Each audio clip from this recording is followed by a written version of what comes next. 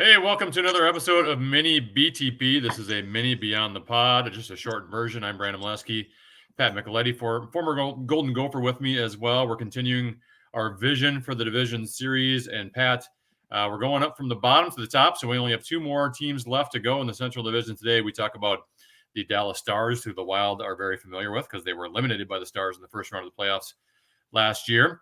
Second in the Central Division, they were just 1 point back of Colorado for the top of the division with 108 points.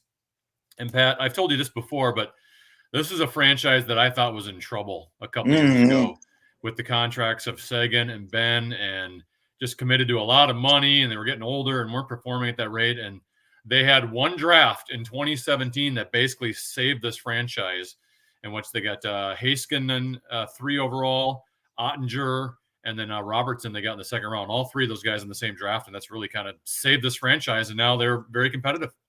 Yeah, they look at those younger guys, the guys you just mentioned, as their glue, as their team, and then the former guys who we thought Sagan, and who am I looking at here? Jamie Benn.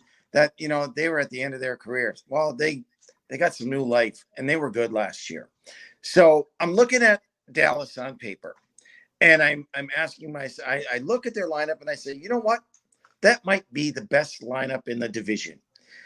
But we always have to have that asterisk, right?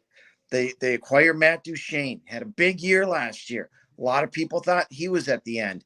Are these guys going to not necessarily have the years that they had a year ago, but are they going to be, near that, right?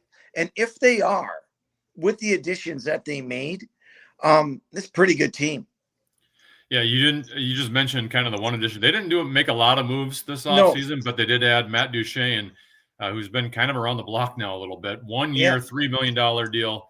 32 years old. He's getting up there a little bit, but still should be at a young enough age where there's still something left. And Pat, he's 2 years away from a 43 goal season. So right. I know, maybe if you look through the course of his career, maybe he never reached the level that we thought he could, but he's still a guy that, like I said, 2 years ago scored 43 goals, and you got him for $3 million. And you're going to be adding him into a lineup that has some pretty good depth at the forward position. When he was with the Colorado Avalanche, we'd watch him and we'd say, oh my gosh, this kid is unbelievable. Then what happened with him was he got the reputation as not being a good guy. And I mean that in a way of not a good locker room guy, the contract troubles, wanted out of Ottawa, wanted out of Colorado. So you get that reputation, ends up in Nashville, does really well. So he's kind of a forgotten man, yet he puts up numbers every place he goes. I think Dallas getting him is going to take a lot of pressure off Ben, going to take a lot of pressure off Sagan, and Wyatt Johnson, who I think was great in the playoffs a year ago, is going to take a step this year. And so, there's not many weak parts of this team. If they can play together, if they Ben and Sagan stay injury free and play with the same level of intensity and focus that they did a year ago, I tell you what, I like this team a lot. Well, Pat, I always kind of feel like on a Stanley Cup type team, there's 3 components you need to have. 1, goaltender, which they have, and Jake Ottinger.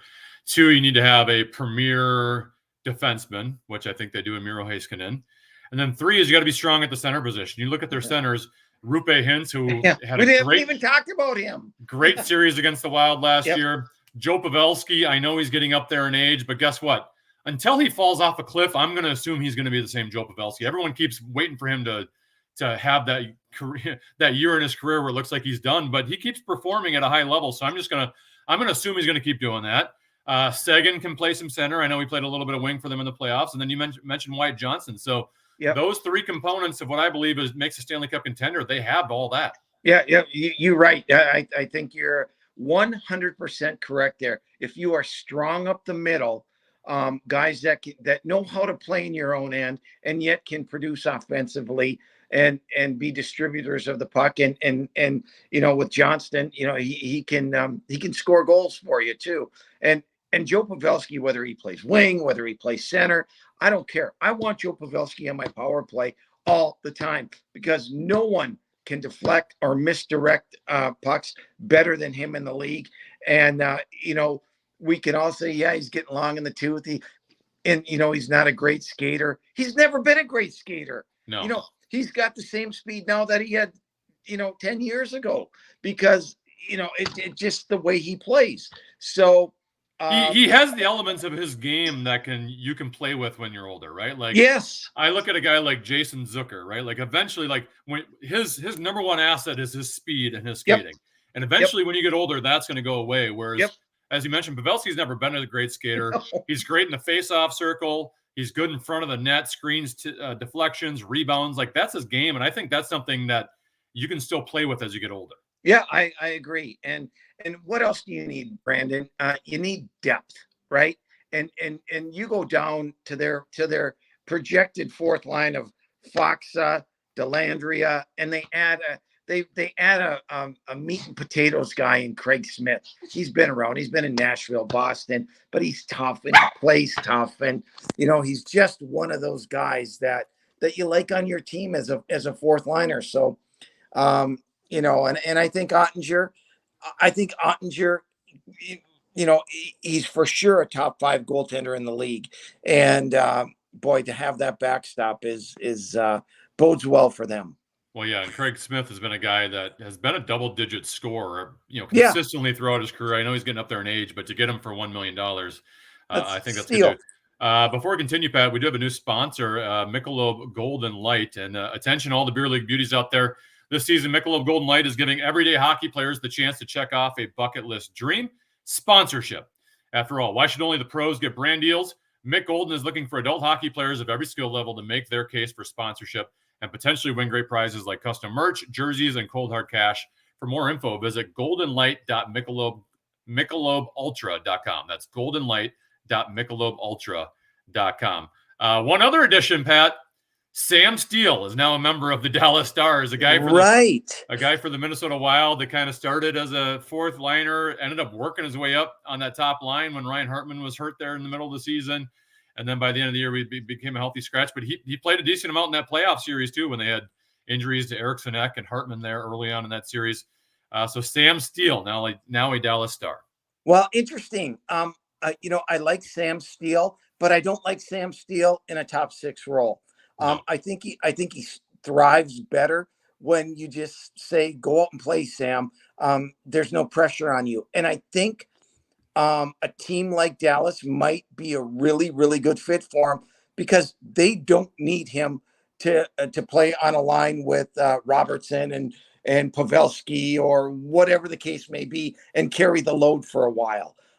So that may be a situation where it's a good fit. He can be a bottom 6 guy, possess the skills that he has because he has good skills and, he may help them a little bit. All right. What is your official prediction for the Dallas Stars this season? Right now, Brandon, I have them going to the Western Conference Finals. I have them winning the division. I think they're the real deal. All right. I think Colorado and Dallas, like last year, are going to be the two that are the class of the division. I think there's kind of a separating gap after the top 2. And we'll talk about Colorado in our next episode, but I still think the Colorado Avalanche will be the division leaders, but would not be surprised if Dallas made a run.